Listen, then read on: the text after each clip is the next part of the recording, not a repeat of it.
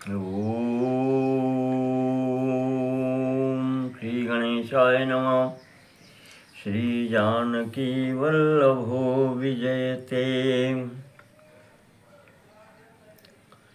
वामे भूमि सुता पुरस्तु हनुमान।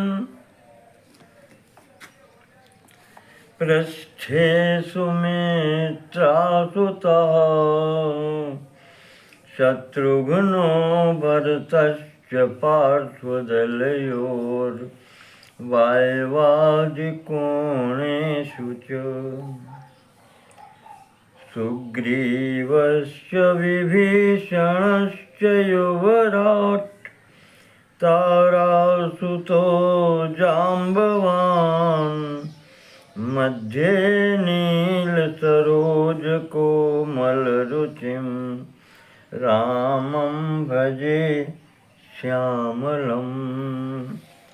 रामं भजे श्यामलम्।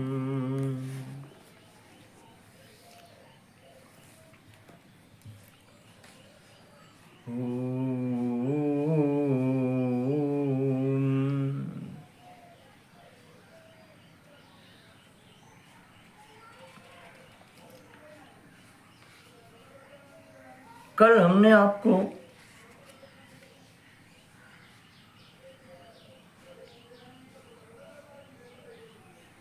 श्रीमद् आनंद रामायण के प्रथम सार कांड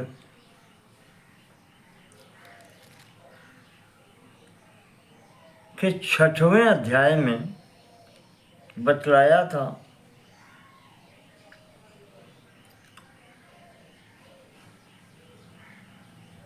कैसे राम जी बन गए, चित्रकूट में निवास किया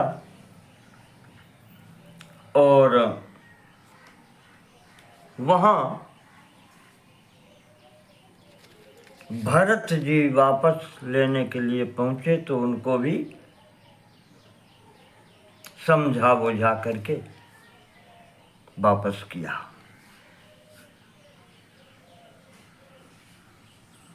यहां रहते हुए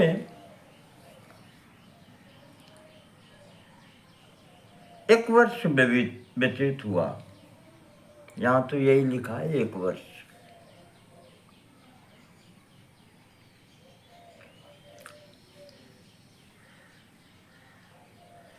इसके पश्चात राम जी ने सोचा कि यहां से लेकर अयोध्या तक सब लोग जान गए हैं कि मैं यहां रहता हूं, इसलिए अब लोगों का आना जाना अधिक हो गया है, तो अब यहां से आगे चलना चाहिए। लक्ष्य अभी दूर है। रावण का वध होने के लिए उसके ही तरफ चलना है। तो महाराज जी ने यहीं अत्रि अनसुईया के आश्रम में जाकर के उनका आतिथ्य ग्रहण किया और अनुमति लेकर के आगे चलते हैं।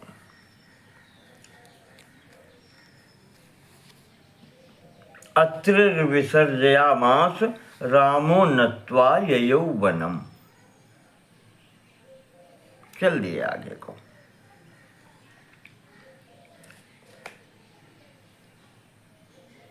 आगे 7वें सर्ग में प्रवेश करते हैं।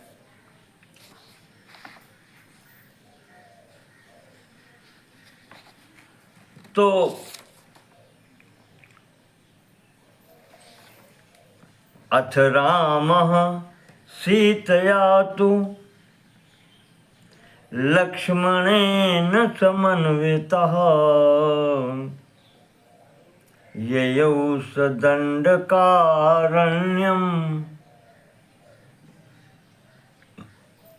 सज्जं कृत्वा महद्धनुः।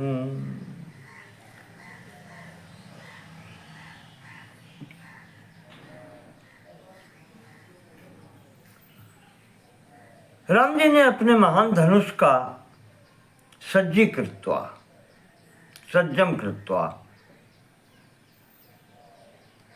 धनुष को चढ़ा लेना।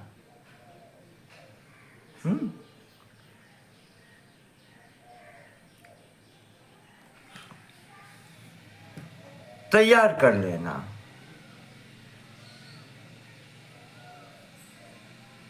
क्यों किया ऐसा? अब गहन वन में, घने जंगल में प्रवेश करना है, जहां पर कौन दुर्घटना किस समय हो जाए कोई ठिकाना नहीं है उसका। तो सज्जम कृत्वा महाधनु, तब सीतया लक्ष्मणेन समन्विता रामः दंडकारण्यम ययौ।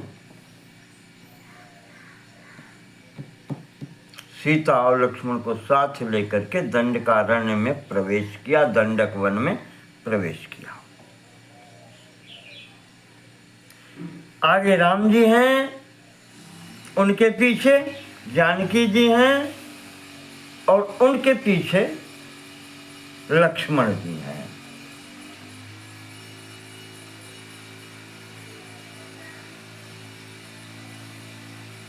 गोस्वामी जी ने तो बहुत उपमाएं दी हैं।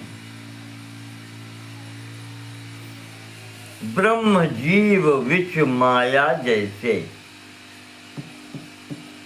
उभय मध्य से सोहत कैसे, ब्रह्म जीव विच माया जैसे। बिल्कुल वही स्थिति।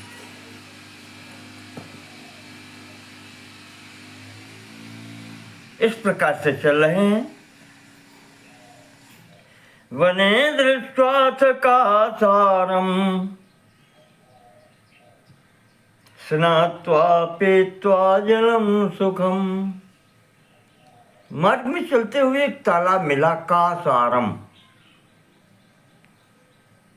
कासार तालाब, सरोवर।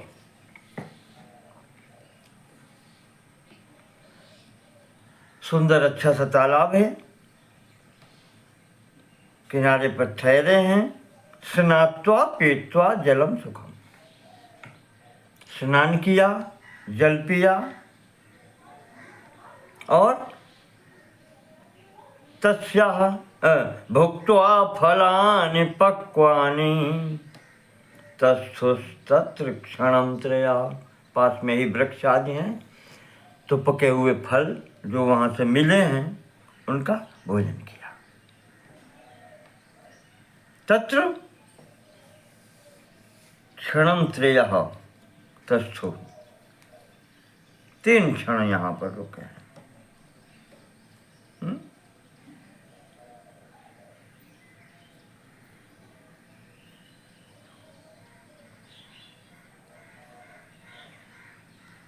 तो इतना रुकने का मतलब थोड़ा सा विश्राम किया, और क्या। इसी समय एतस्मिन्नन्तरे तत्र विराधं नाम राक्षसं ते तं दद्रशुरायान्तं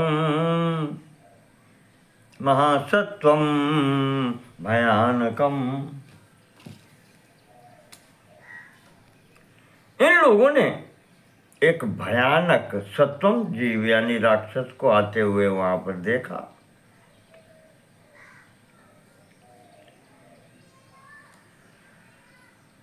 अपनी ओर आते हुए, विराधम नाम राक्षसम, विराध नाम के राक्षस को अपनी ओर आते देखा। बहुत भक्ष्यंतम गजम व्याघ्रम, कहते हाथी, व्याघ्र, महिषम वन गोचरम, भैंसे, ऐसे जानवरों को सीधा खा लेता था। उसे जो आते हुए देख करके रामो लक्ष्मणम अब्रवीत, राम जी लक्ष्मण से बोले, रक्ष त्वम जानकी मत्र संगनिष्यामि राक्षसम। लक्ष्मण तुम सीता की रक्षा करो, मैं इसको देखता हूँ, संगमनिष्यामि, मैं इसका श्रृंगार करता हूं। इस प्रकार से यहां पर विराट से सामना होता है तो विराट पूछता है कौ युवाम, तुम दोनों कौन हो। तो यहां पर राम ने अपना पूर्ण परिचय दिया है। नाम, पिता का नाम, इतना पूर्ण परिचय। और जंगल में यहां वन में किस लिए आए? नाम कर्म निजम सर्वम, नाम के साथ में संपूर्ण कर्म इत्यादि, कैकेय्या पिचयत कृतम, और कैकेयी के द्वारा जो कुछ किया गया वो सब महाराज जी ने बतलाया। तो वो हंस के कहने लगा, राम तुम हमें नहीं जानते, मैं पूरे संसार में प्रसिद्ध विराध नाम का राक्षस हूं।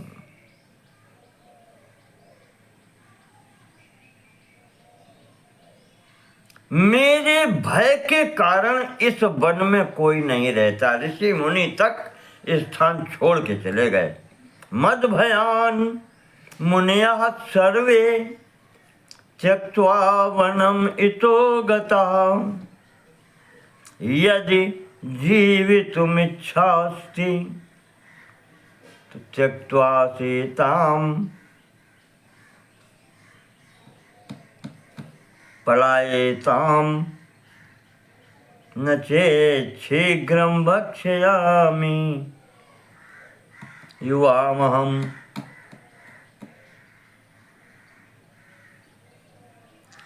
ऋषि मुनि मेरे भय से यहाँ कोई रहता नहीं, मैंने रहने नहीं दिया।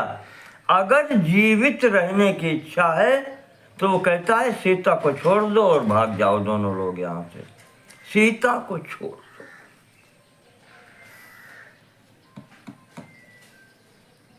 कभी कभी लगता है कि कलयुग का प्रभाव यही है।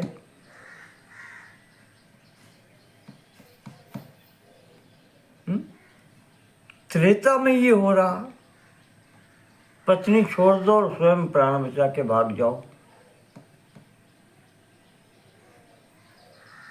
दुष्टों का स्वभाव ही ये है। अभक्ष भक्षण, मद्य सेवन, स्त्री सेवन, परदारा विमर्शन, बुद्धि शुद्ध नहीं होती।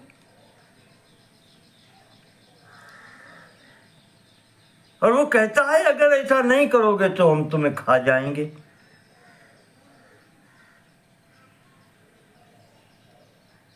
पलायताम न चेत् शीघ्रं भक्ष्यामि युवामहम्, दोनों को खा जाएंगे। कह करके सीता को पकड़ने के लिए दौड़ता है। इसी समय यहां पर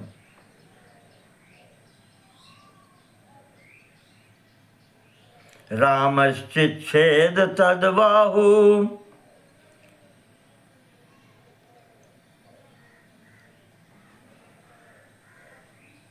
शरेण प्रहसन्निव, भगवान राम ने अपने बाण से उसकी दोनों बाहें काट दी।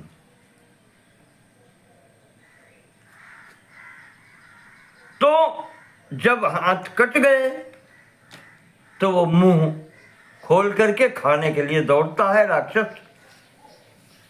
तो राम जी ने उसका फिर सिर काट दिया।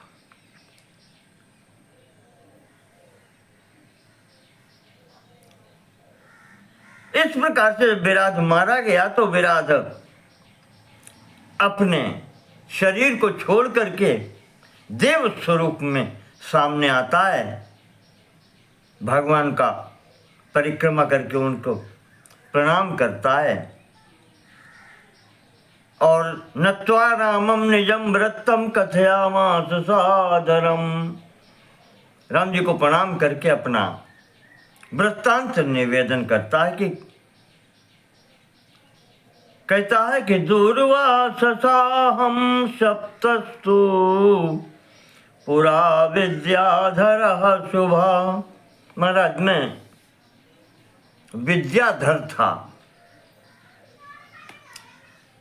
प्राचीन काल में और मैंने महर्षि दुर्वासा जी को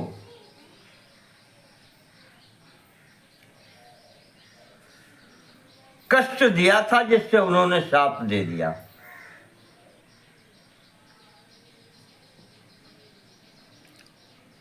कि जाओ राक्षस हो जाओ। आज आपने आकर के मुझे उस कष्ट से मुक्ति दिलाई, राक्षस योनि मेरी समाप्त हुई। ऐसा कह करके राम जी की स्तुति करके अपने लोक को चला गया। यहां से राम जी आगे चलते हैं तो सर्वप्रथम महर्षि शर्वभंग जी के आश्रम में पहुंचते हैं। महर्षि शर्वभंग जी के आश्रम में पहुंचे और वहां शर्वभंग जी ने पुण्याये जहाँ मुनि शर्वभंगा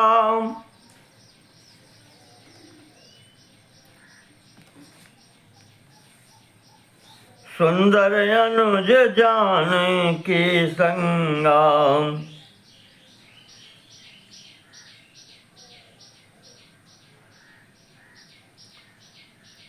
शर्वभंग जी ने स्वागत किया, सत्कार किया।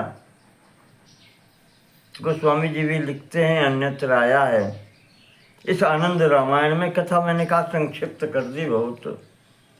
शर्वभंग जी की स्थिति वो है कि जात रहूं बिरंच के धामा, सुनऊं श्रवण बन आई हैं रामा। महाराज जी मेरी तपस्या पूर्ण हो चुकी थी, मैं ब्रह्मलोक को जा रहा था। तब तक मैंने सुना कि राम जी वन में आएंगे, घर से निकल चुके हैं। तो आपकी प्रतीक्षा में फिर मैं नहीं गया। चितवत पंथ रहू दिन राती, अब प्रभु देखी जुड़ानी छाती। आज महाराज मेरी तपस्या सफल हो गई है। इस प्रकार से स्तुति करके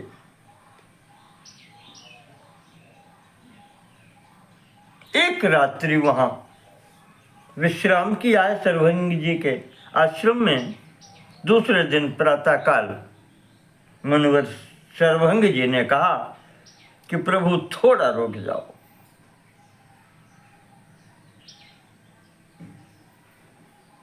शरीर तो छोड़ना ही है, ब्रह्मलोक जाते तो शरीर छूटता ना। आज आपके सम्मुख ठहर जाओ, ये संयोग पुनः नहीं बनेगा।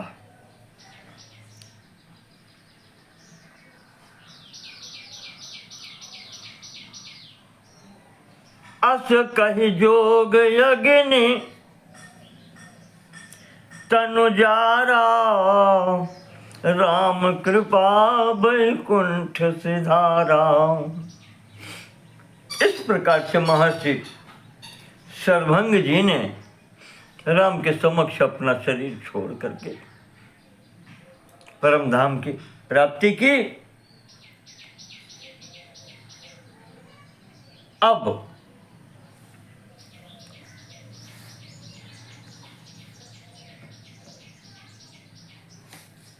यहां से सरभंग के पास से। तथा शनयेषु तीक्ष्णस्य ययावाश्रममुत्तमम्। महाराज जी यहाँ से आगे चले तो सुतीक्ष्ण जी के आश्रम पर पहुंचे। ये सुतीक्ष्ण जी कौन है? मुनि अगस्त्य कर शिष्य सुजाना, नाम सुतीक्ष्ण रति भगवान। ऐसे महर्षि सुतीक्ष्ण हैं। नत्वा तम पूजता हते हैं ना, राम जी ने जाकर के उनको प्रणाम किया और सुतीक्ष्ण जी ने भी उनका सम्मान किया, पूजन किया।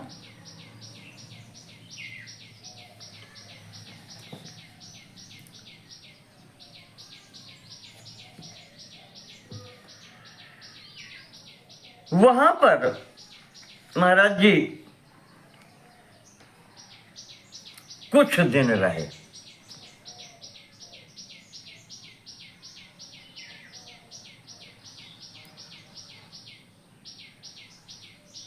और यहीं पर एतस्मिन्नन्तरे तत्र नानाश्रम निवासिनः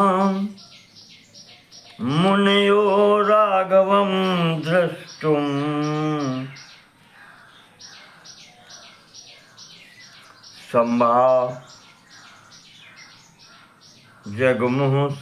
समाजगमुः सहस्रशः।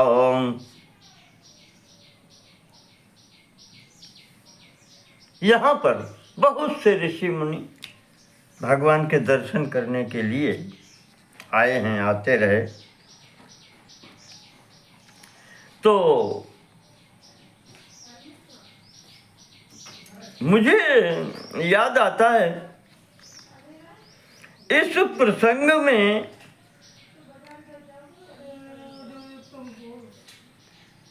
महाराज तुलसीदास जी ने एक ही पद लिखा है,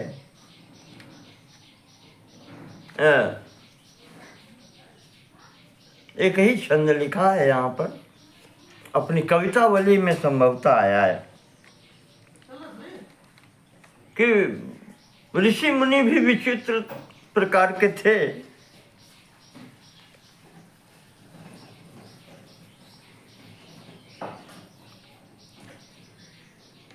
नानाश्रम वासिना मुनिया राघवम द्रष्टुम समाजगमुः। बहुत से ऋषि मुनि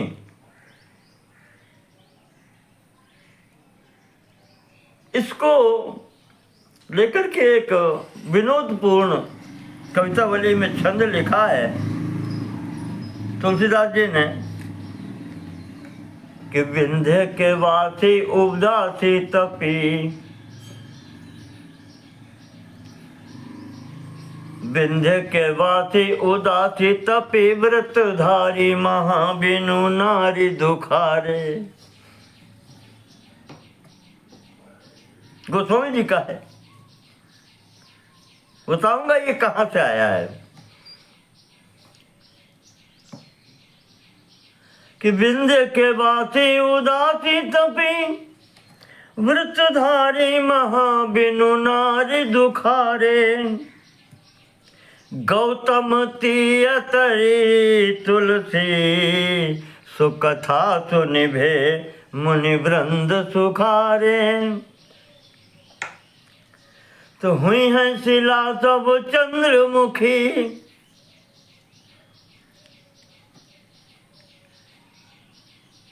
गौतम ऋषि अहिल्या को पाषाण से नारी बना दिया।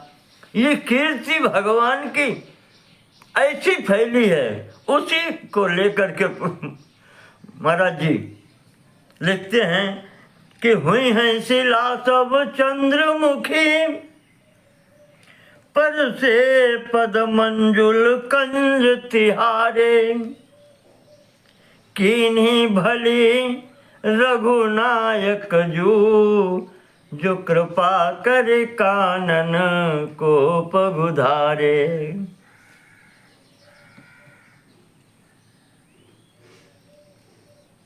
जो ऋषि मुनि जंगल में रहते थे, कहते हैं वो सुखी हो गए कि चरण रज लगते ही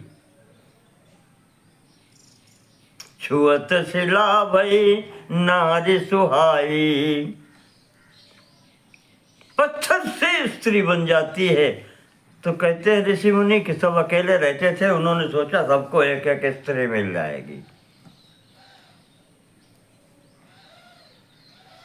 ये तुलसीदास जी का ही विनोद नहीं है।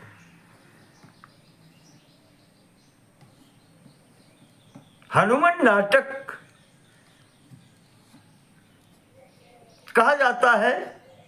राम का चरित्र हनुमान जी ने सबसे पहले लिखा, वो नाटक विधा में है।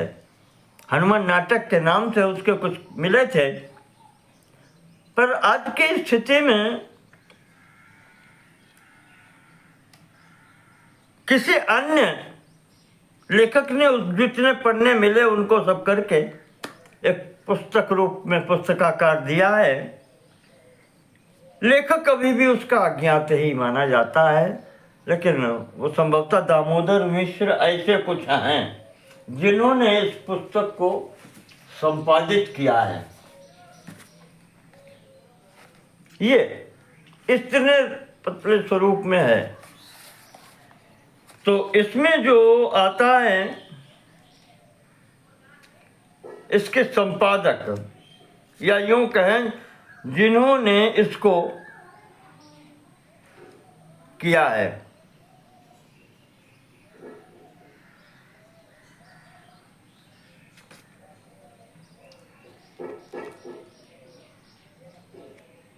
अज्ञात ही है। इसमें सुना गया था कि दामोदर मिश्र नाम के कोई रहे हैं, उन्होंने संपादित किया था, इसको पुस्तकाकार दिया, पन्ने समुद्र से प्राप्त हुए थे। तो ये हनुमान जी के नाम से माना जाता है। तो उसमें आया है, तीसरे सर्ग में है संभवतः, कि पद कमल रजो भी मुक्त पाषाण देहाम।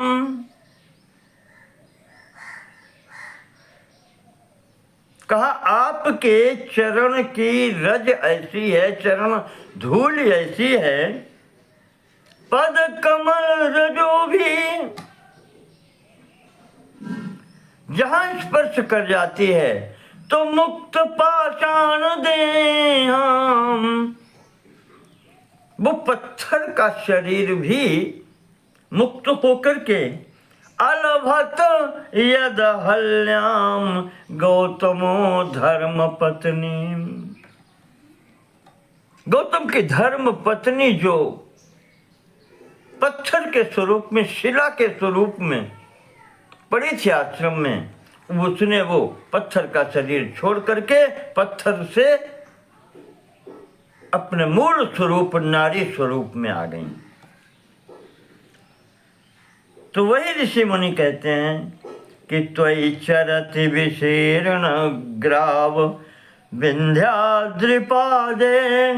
इसलिए प्रभु आपके विंध्याचल में आने से जहाँ जहाँ आपके चरण पड़ेंगे,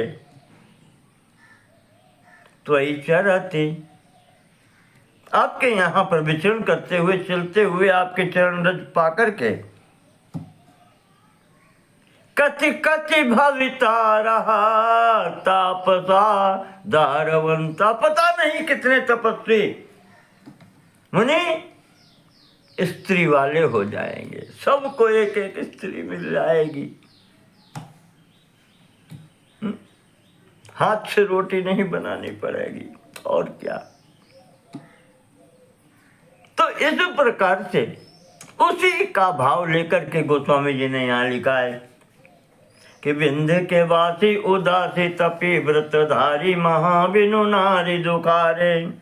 गौतम तीय तरी तुलसी सु कथा सुनि भय मुनि वृंद सुखारे। तो हुई हैं जिला सब चंद्रमुखी पद से पद मंजुल कंज तिहारे। कीनी भली रघुनायक जो करुणा कर कानन को पगुधारे। अच्छा, और भी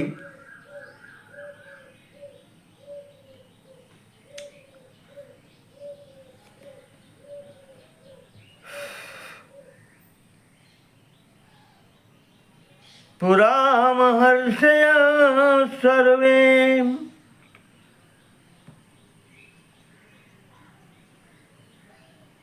स्कंद पुराण पाताल खंड संभवतः ऐसे ही है कहीं कि पुरा महर्षय सर्वे, जितने लोग दर्शन करने यहाँ आते हैं वन में महाराज जी के, पुरा महर्षय सर्वे दंडकारण्यवासिनः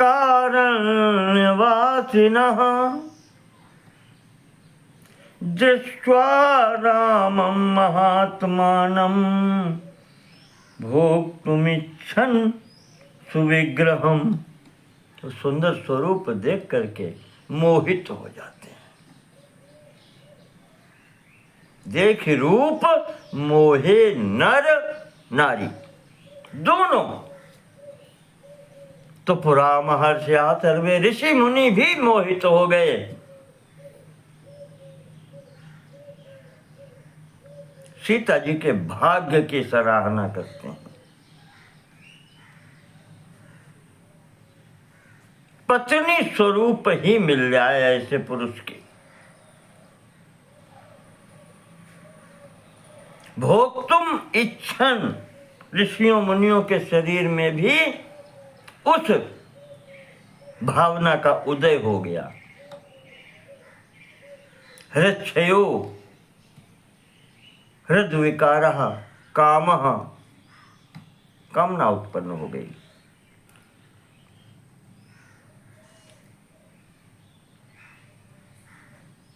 वहां आया है ते सर्वे स्त्रीत्वमापन्ना, भगवान ने सबको वरदान दिया, सबकी इच्छा पूर्ति की है। समुद्भूताश्च गोकुले,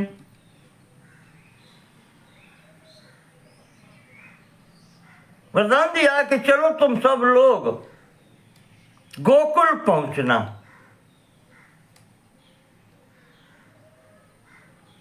हरिम संप्राप्य कामेन, काम भाव से तुमने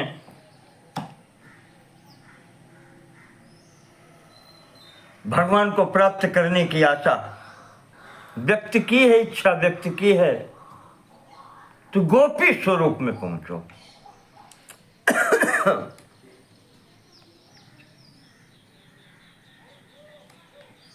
यहां तक श्रीमद् भागवत में ही संभवतः प्रणय गीत में आया है।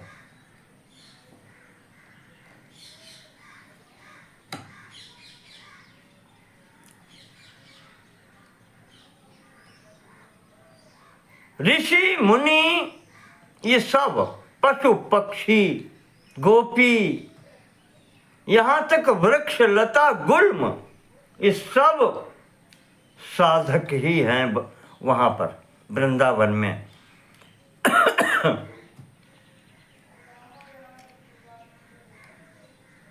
बहुत लोगों का प्रश्न है, जाने कितने ऋषि मुनि गोपी भाव में वहां पर आए थे। तो यहीं आकर के सुतीक्षण आश्रम में भगवान कुछ दिन रुके हैं। यहाँ ऋषि मुनियों से मिलन होता है, लोग आ करके यहाँ मिलते हैं सुतीक्षण जी के आश्रम में।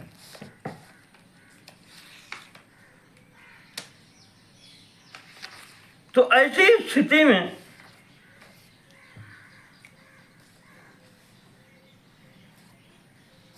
जब चलने को हुए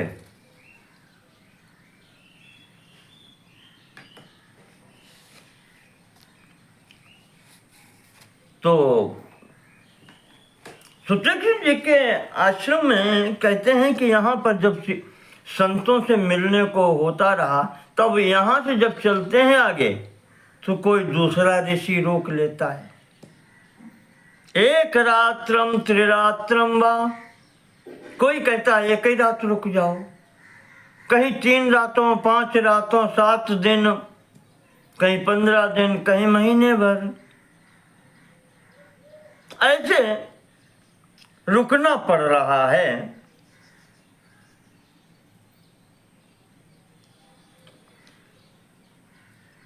भू भ्रमतैवं हि रामेण नववर्षाणि दंडके। राम जी को इस प्रकार से यहां पर दंडक वन में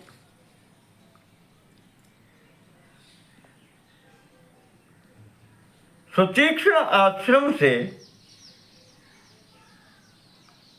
आगे चलते हुए 9 वर्ष बीत गए। आश्रमे सुमुनीनां च यतिक्रांतानि वै सुखम। 9 वर्षों तक ये भ्रमण चलता रहा।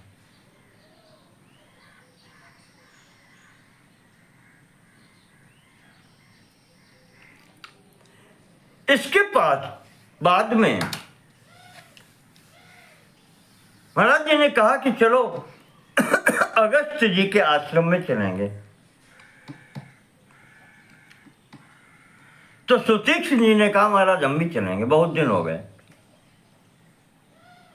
ये अन्यत्र कथा आई है। सुतीक्ष्ण जी के ये शिष्य हैं अगस्त जी के। एक बार महर्षि जी ने, अगस्त जी ने कहा तुम्हारी शिक्षा पूर्ण हो गई है, इसलिए अब तुम वापस अपने घर जा सकते हो। तो सुतीक्ष्ण जी ने गुरु दक्षिणा के लिए आग्रह किया।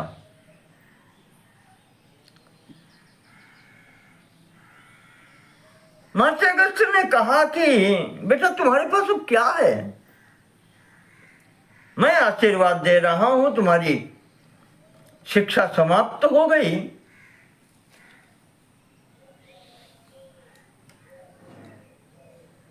और तुम अब घर जाओ,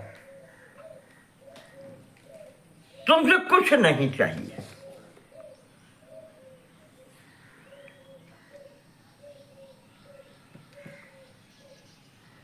इन्होंने कहा नहीं नहीं महाराज, बिना गुरु दक्षिणा के शिक्षा पूर्ण नहीं होती। बहुत अर्थ किया तो महर्षि ने कह दिया, अच्छा शिष्य था, साधक था, महर्षि को विश्वास था, पर क्रोध भी थोड़ा सा निकल गया। जाओ, अच्छा भगवान के दर्शन कराना। गुरु तो गुरु है।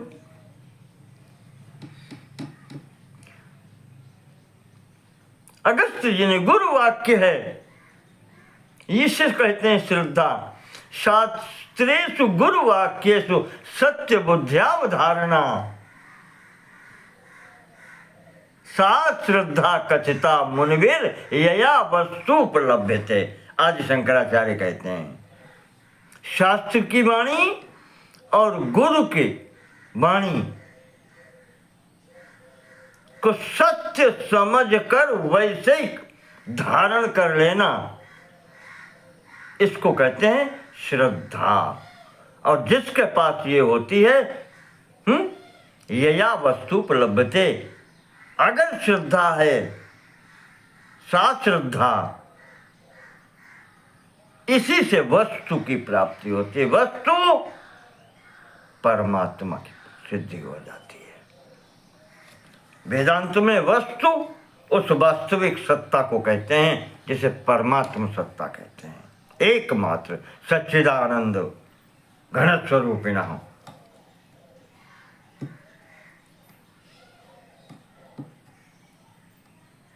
आज महाराज सुतीक्ष्ण जी को याद आ गई। कहा प्रभु आप तो चल ही रहे हैं, हम साथ चलें। चल दिए यहां से।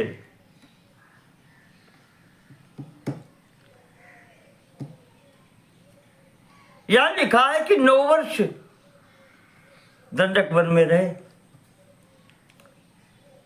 इसका समर्थन वाल्मीकि जी ने अपने आज का महाका उसमें रामायण में भी किया है। उन्होंने कहा घर से निकले हुए 10 वर्ष बीत चुके हैं, अर्थात वही 1 वर्ष चित्रकूट में और इधर दंडकारण्य में आकर के 9 वर्ष। रमतश्चानुकूलेन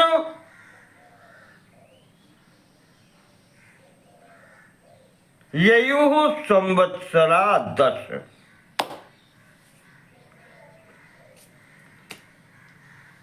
रामायण महाकाव्य में वाल्मीकि जी ने लिखा है और वही यहां बता रहे।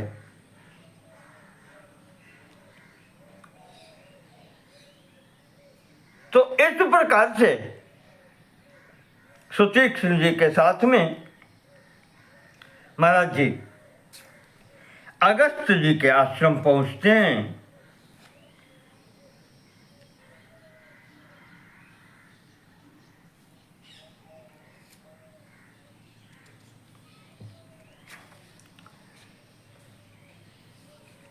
आगे जो आश्रम पर पहुंचते हैं कि तुरत विभीषण गुरु पहि गयो, कर दंडवत कहत अस भयऊ। नाथ कौशलाधीश कुमारा, आए मिलन जगत आधारा। राम अनुज समेत वैदेही, निस दिन देव जपत हो जय नाथ। कौशलाधीश कुमारा, आए मिलन जगत आधारा। महाराज जिनका जप करते हो, रात दिन जिनके लिए साधना करते हो, वही आज दशरथ जी के यहाँ जन्म लेकर के अवधपुरी में कौशल पति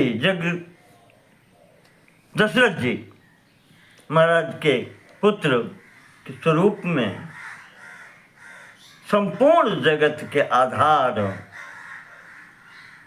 जीवन परब्रह्म परमात्मा सत्ता राम के स्वरूप में अपने अनुज लक्ष्मण और सीता के रूप में आपके दरवाजे पर खड़े हैं प्रभु। आज गुरुदक्षिणा पूर्ण होती है सुतीक्ष्ण जी की।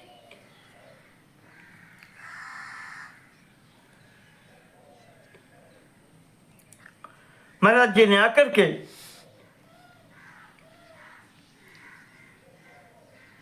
प्रत्युत अगस्त्येराश्रमं प्राप नाना वृक्ष विराजितम्।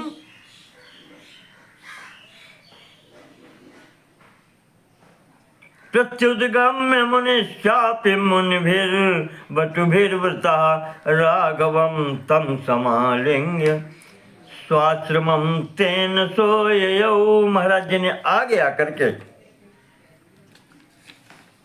स्वागत किया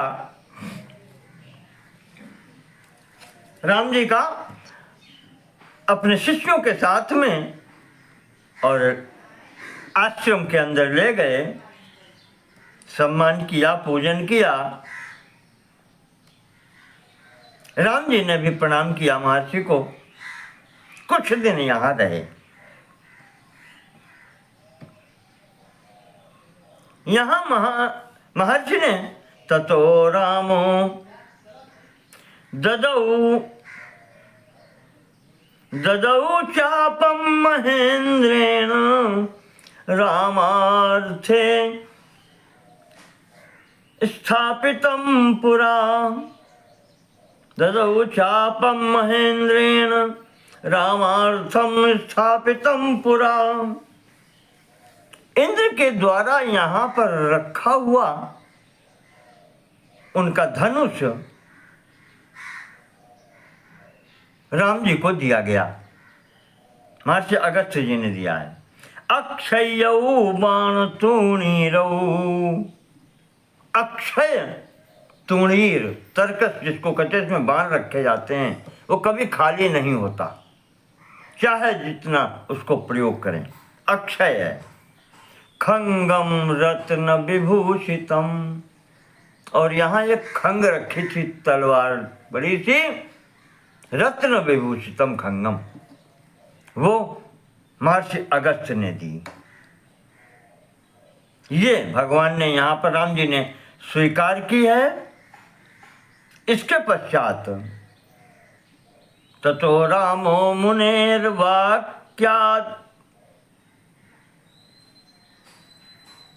उसके पश्चात राम जी ने महर्षि अगस्त्य जी की आज्ञा लेकर के गौतम्या उत्तरे तटे, गौतमी नदी जिसको गोदावरी भी कहते हैं, गोदावरी नदी के उत्तर तट पर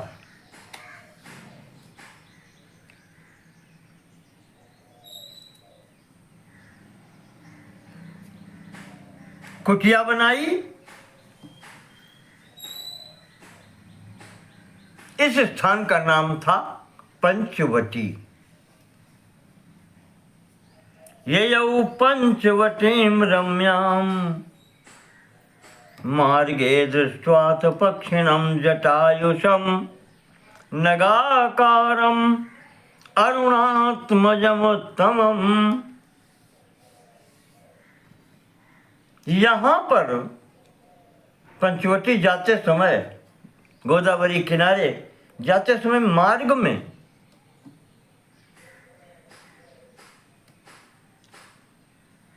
पक्षिणम जटायुषम, जटायु नाम का पक्षी, नगाकारम पर्वताकार विशाल काय पक्षी स्वरूप में, जटायु नाम के पक्षी से, जो कि अरुण जी के पुत्र हैं। अरुण जी भगवान सूर्य के सारथी, रथ चलाने वाले, गरुड़ जी के भाई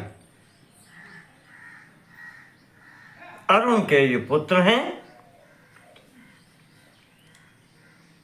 उनसे भेंट होती है और जब परिचय होता है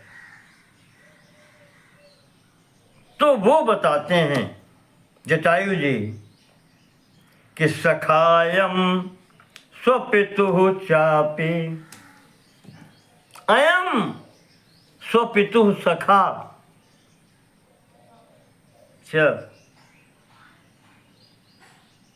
ये हमारे पिता के मित्र भी हैं। इनके संबंध में भी कथानक आता है।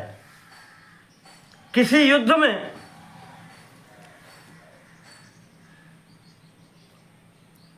महाराज दशरथ जी देवताओं के सहायता के लिए गए थे, वो क्षतिग्रस्त होने को हुआ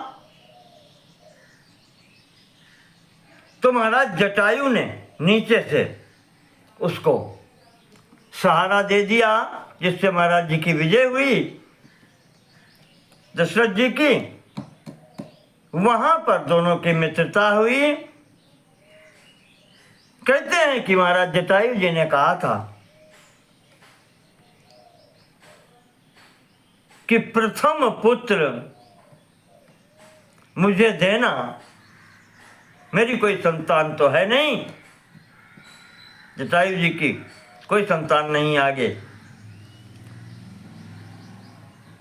जिससे मेरा अंतिम संस्कार हो जाए। जटायु जी ने यही कहा था।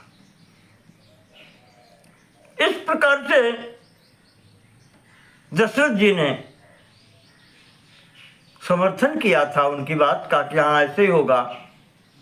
आज उस वाणी की पूर्ति के लिए महाराज जी जटायु के पास से आते हैं, जटायु से परिचय होता है। कहा सुना कुछ नहीं उस संबंध में, पर ये जाना कि दशरथ जी के मित्र हैं, सखा हैं। जटायु जी ने कहा कि आप भैया राम यहाँ पर्णशाला बना करके तुम रहो, सब प्रकार से तुम्हारा संरक्षण मैं करूंगा। पिताजी चले गए, कोई नहीं, मैं उनका मित्र हूं, मैं तुम्हारा पितृवत पालन करूंगा।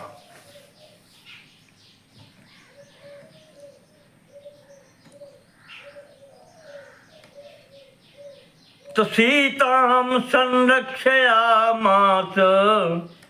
जटायुः पक्षिराट स्वयं। जब तक वहां रहे हैं राम जी एक संरक्षक की भांति, चाहे राम कहीं जाएं चाहे लक्ष्मण कहीं जाएं, सीता का संरक्षण जटायु जी ने किया है। इस प्रकार से शंकर जी कह रहे हैं कि पार्वती यहां पंचवटी में रहते हुए सार्ध त्रीणि वत्सराणि वत्सराणि सार्ध त्रीणि वत्सराणि 3.5 वर्ष ह्यतिक्रांतानि पार्वती बीत गए। यहाँ पर गोदावरी के किनारे पंचवटी में पर्णशाला में महाराज जटायु के संरक्षण में रहते हुए 3.5 वर्ष यहाँ बीते हैं। तो 10 वर्ष वहाँ तक और 3.5 वर्ष यहाँ, वनवास के 13.5 वर्ष बीत गए। अंतिम 6 महीने का समय और रह गया है।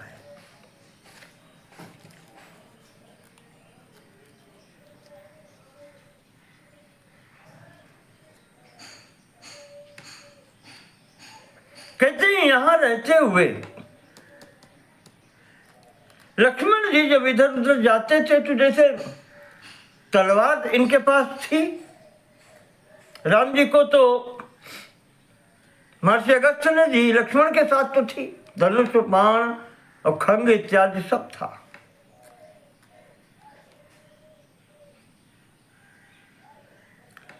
यहां एक राक्षसी रहती थी जिसका नाम था शूर्पणखा। ये स्थान जन स्थान के नाम से भी जाना जाता है। पंचवटी के आसपास का क्षेत्र, गोदावरी के उत्तर तट से दक्षिण तट तक, उधर तक ये जन स्थान कहा जाता है। और यहाँ राक्षस राज रावण का, कहना चाहिए आज की भाषा में जैसे कहें एक चौकी थी, थाना जैसे कहें, कोतवाली टाइप वो थी, और जिसका संपूर्ण अधिकार शूर्पणखा का था। रावण की बहन है ये, विद्युत जीव से विवाह हुआ था, जो रावण के साथ किसी युद्ध में रावण के हाथों से मारा गया था। तो बहन को प्रसन्न करने के लिए रावण ने ये जागीर स्वरूप एक राज्य के छोटे के स्वरूप में शूर्पणखा को दिया था। कहा तुम यहाँ रहो, जो चाहो वो करो, तुम्हारा पूर्ण अधिकार है। और इसके साथ में अपने 3 भाई हैं अन्य, कहीं आया मौसी के लड़के हैं, कहीं ऐसे ही हैं, खर, दूषण और त्रिशिरा। उनसे कहा था कि तुम बहन की रक्षा करोगे। इस कार्य के लिए वो नियुक्त किए गए थे। उसके साथ में फिर सेनाएं ना तो होती है। इस शूर्पणखा का एक पुत्र था जिसका नाम था सांब, एकमात्र पुत्र। ये वहां तपस्या करता था बैठ के। झाड़ियों के बीच में बैठ करके। ये तो आया है कि तपस्या ही करता था यहाँ पर। शूर्पणखा पुत्रम सांब नामकम तपंतम, तपस्या कर रहा था। लक्ष्मण जी रास्ते से निकलते हैं तो झाड़ी जो पड़ती है रास्ता बनाने के लिए निकलते हैं तो वो तलवार ही है, काट पीट देते हैं। इन्होंने देख नहीं पाया लक्ष्मण जी की खंग से, तलवार से वो शूर्पणखा का जो पुत्र था वो मारा गया। वृक्ष कुल में हतः सांब ततो राघवम अब्रवीत। लक्ष्मण के खड्ग से, तलवार से जब ये सांब मारा गया है झाड़ी के अंदर छिपा हुआ, तो राम जी कहते हैं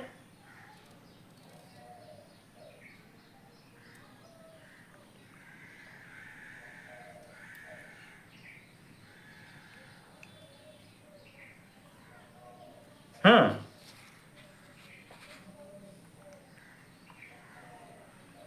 ततो राघवम अब्रवीत। लक्ष्मण जी ने भगवान राम से कहा, क्या कहा प्रभु? तपस्या कर रहा था, वो शंकित हो गए लक्ष्मण कि तपस्या करते हुए व्यक्ति की हत्या हुई है अर्थात ब्राह्मण होगा। प्रायश्चित्तम ब्राह्मणम माम वदत्वम रघुत्तम। कब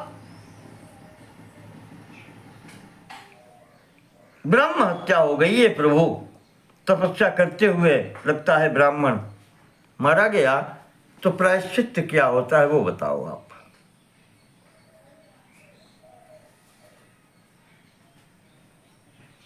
तो भगवान ने कहा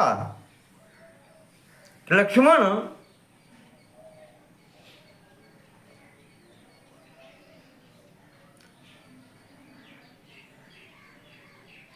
ये जो व्यक्ति मारा गया है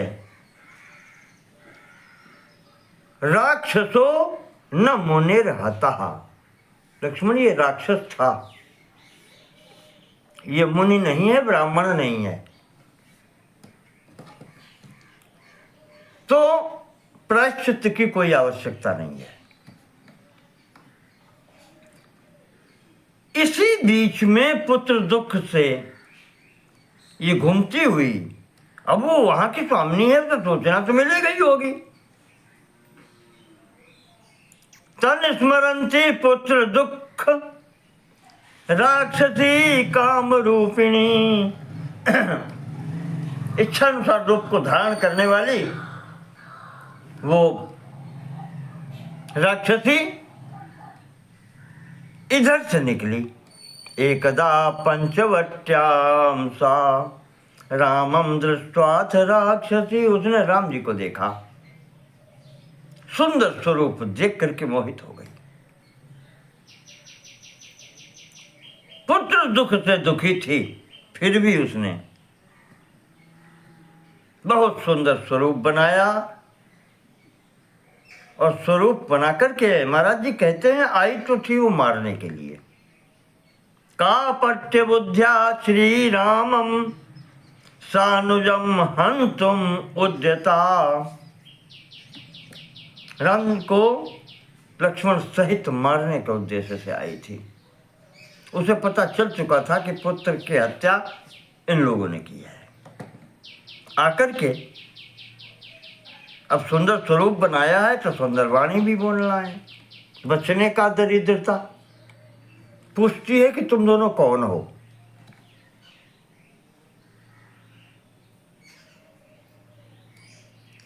और ये तुम्हारे साथ में जो स्त्री है ये कौन है? कहां से आए हो, कहां जाओगे? तो राम ने बता दिया, पूर्ण परिचय दे दिया। कौशलेश दशरथ के जाए हम पे तो वचन मानी बनाए, वही सब परिचय अपना दे दिया। ये मेरी पत्नी है। तो वो कहती है, शूर्पणखा कि राम तुम मुझसे विवाह कर लो। लक्ष्मण बाहर हैं कुछ कार्य करने में, राम और सीता बैठे हैं। सीधे कहती है राम तुम मुझसे विवाह कर लो। तो राम जी ने कहा कि मेरी तो पत्नी है, तुम देख नहीं रहे हो। जब इसने देखा कि हाँ तो पत्नी है, तो ये बाहर लक्ष्मण के पास जाती है। प्रार्थयामास सौमित्रिम,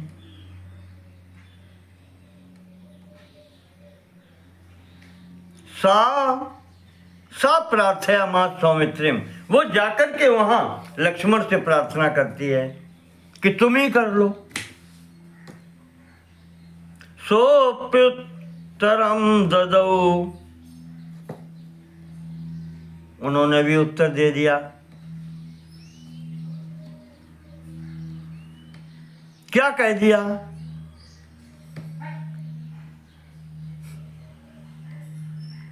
अहम दासोस्मि रामस्य, अरे मैं नौकरी करता हूं, दास हूं।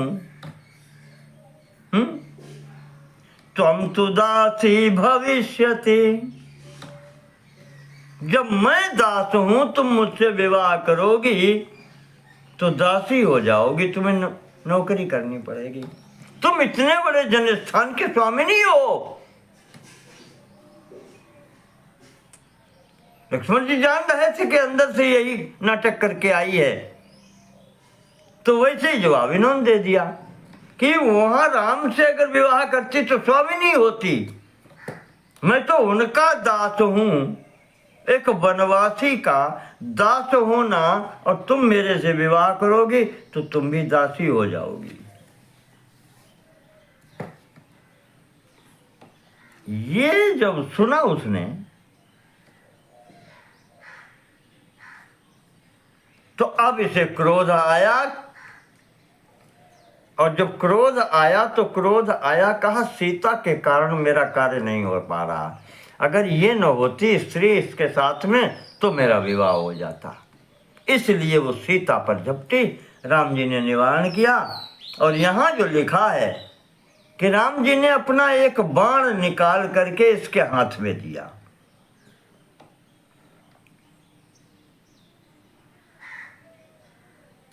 और कहा राघव प्राह ममायम सर्वोत्तम, ये देखो मेरा अच्छा सुंदर बाण है।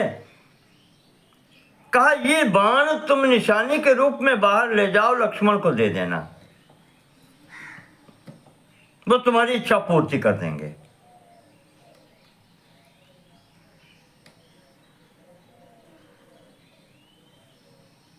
और बाण ददौ तस्यै क्षुरोत्तमम, धार बहुत अच्छी थी उसकी बाण की, बाण है ये दे दिया। तो उसने सोचा कार्य बन गया। वो बाण लेकर आती है, लक्ष्मण को देती है कि लक्ष्मण ये लो, राम जी ने कहा ये दे देना, वो तुम्हारी इच्छा पूर्ति कर देंगे। बस यही संकेत है।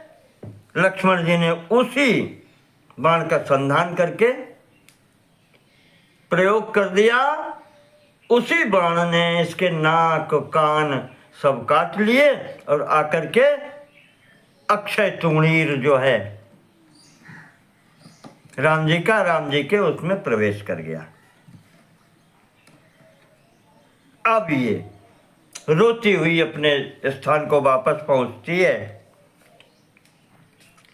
जाकर के खर, दूषण और त्रिशिरा को सूचित करती है। वो तीनों ने सोचा कि ऐसा कौन मनुष्य, कौन ऐसा कर सकता है। उसने उनके पास 14 योद्धा थे बहुत अच्छे। पहले उन्होंने उन 14 योद्धाओं को भेजा। 14 योद्धा जब सामने आए तो लक्ष्मण को सीता की रक्षा का भार देकर के राम जी ने इन समस्त योद्धाओं को समाप्त कर दिया। जब ये समाप्त हो गए तो खरदूषण और त्रिशिरा तीनों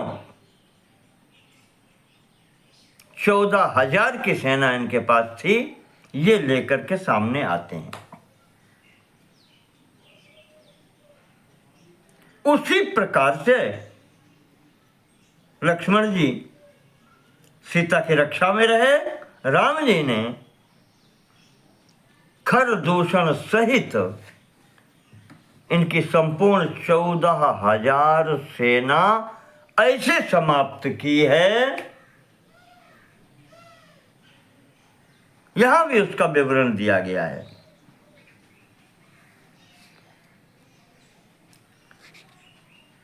इस 14,000 की सेना को समाप्त करने के लिए राम जी ने अपने 14,000 स्वरूप बना लिए।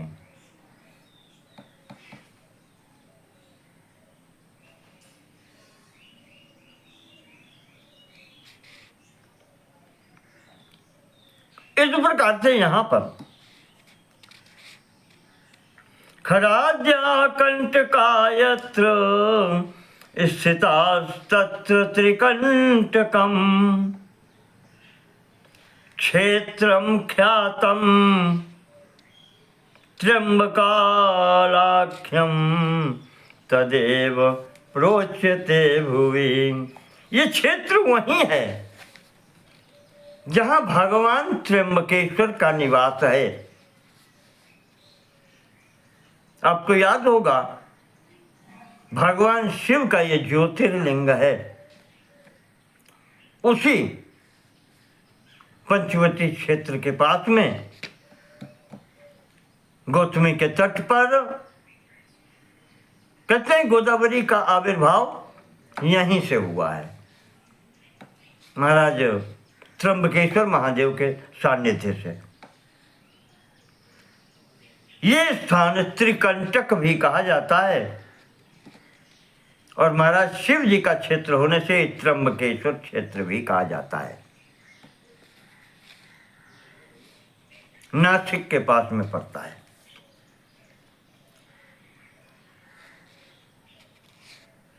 इस प्रकार से महाराज जी ने ये क्षेत्र जन स्थान जो है राक्षसों से मुक्त किया और जितने वो ब्राह्मण वहां पर जो थे ऋषि मुनि उनको बसा दिया वहां पर। भूसुराणाम ददौ जन स्थानम।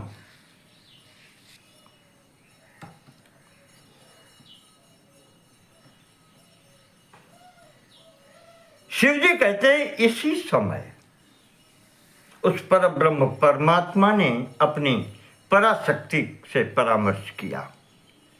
राम जी ने सीता जी से कहा कि देवी अब तुम्हें 3 रूपों में रहना पड़ेगा। कहा बताओ महाराज क्या आवश्यकता पड़ गई। कहा एक स्वरूप से तो इस अग्नि में निवास करो। तो सीता जी कहते हैं कि आप मुझे बिल्कुल छोड़ रहे हैं क्या? क्या करने का वो इच्छा है? कहा नहीं, एक स्वरूप से मेरे हृदय में रहो, एक स्वरूप से अग्नि में रहो, और जो तामसी स्वरूप है छाया सीता जिसका नाम दिया गया बाद में कवियों ने, का उस स्वरूप में आश्रम पर रहो, क्योंकि अब रावण आने वाला है। जो अंतिम कार्य शेष है उसे पूर्ण करना है। तो वह मांगे में सत्व रूपा। सत्य 3 गुण है भगवती के, इसलिए 3 बताए। सतोगुणी, रजोगुणी और तमोगुणी। सत्वगुणी कहा मेरे हृदय में विराजित हो, रजोगुणी अग्नि में प्रवेश करो, और तमोगुणी जो है इस कुटिया में तमोमयी पंचवट्याम दशास्यम मोहनार्थम वस अत्र वै। रावण को मोहित करने के लिए एक स्वरूप से इस कुटिया में रहो।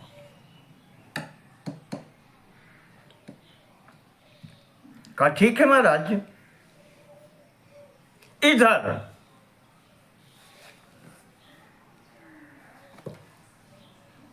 वो राक्षसी शूर्पणखा रावण के यहां पहुंचती है और रावण से फूट पड़ती है वहां पर।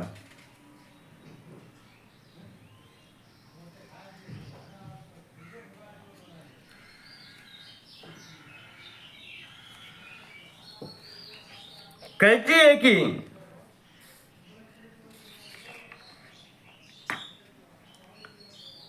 पेट भर जाता है और लेट के सोता है। तेरी ये स्थिति हो गई है भाई। करसि पान सोवस दिन राति, सुधि नहीं तब सिर पर आराती। आराती कहते हैं शत्रु को, जो कष्ट में डालने वाला हो उसे कहते हैं शत्रु। आराती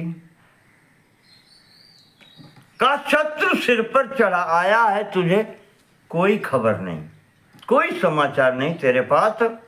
खाता है, पीता है और सोता है।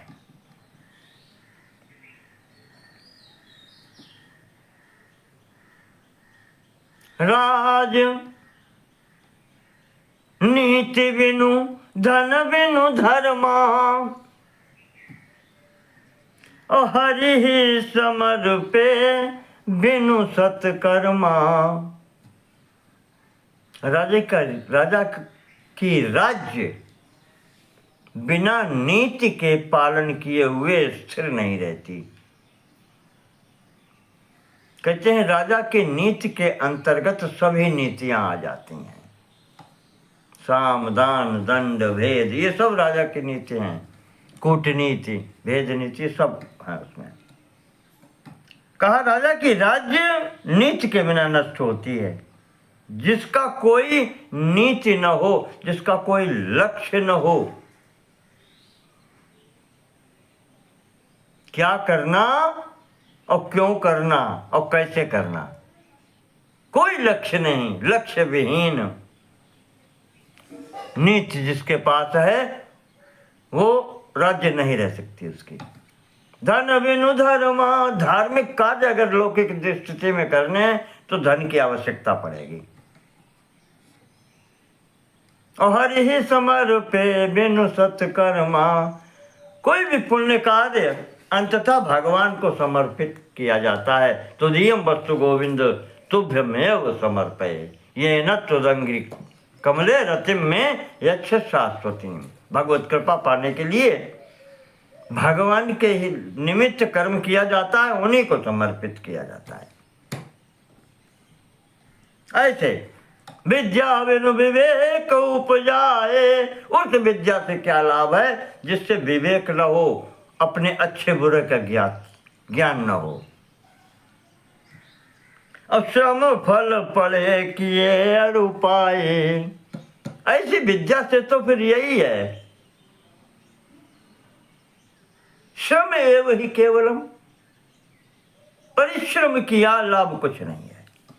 जैसे गधा भार ढोता है, यथा खरस चंदन बार वाही, उसके लिए चाहे चंदन लदा हो और चाहे ईंटें लदी हो, चाहे कुछ भी मल लदा हो, उसके लिए सब एक जैसा भार। वैसे ही वो विद्वान है।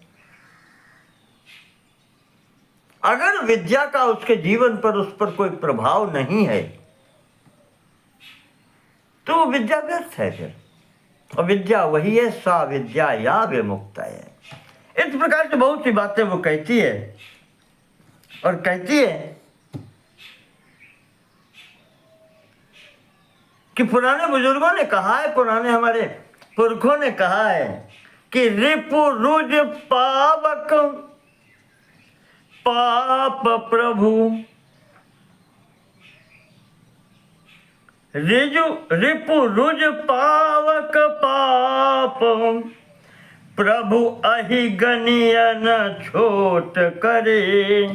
कहा शत्रु, रोग शरीर का, अग्नि की चिंगारी और पाप, और चौथी पांचवी वस्तु बताता है सांप, छोटा सा भी हो इन्हें छोटा मत समझो। ये छोटे नहीं होते कभी भी, ये उतने ही प्रभावशाली होते हैं जितने बड़े होते हैं। ऐसे करके गोस्वामी जी ने तो लिख दिया, बहुत अच्छा भाव दिया है कि सभा माझ परिव्याकुल बहु प्रकार कह रोय, तो ही जियत दस कंधर मोर की अस गति होय। अब ये भाई बहन का फंस गया मामला। कहा रावण तेरे जैसा भाई होते हुए समर्थ भाई मंडलीक मणि रावण राज करे निज मंत्र।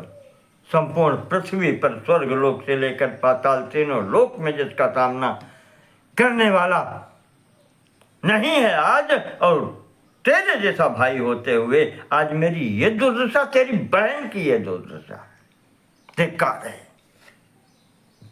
इस प्रकार से जो कहा है, रावण हिल गया अंदर से। इसके आगे की बात हम अगले खंड में करते हैं।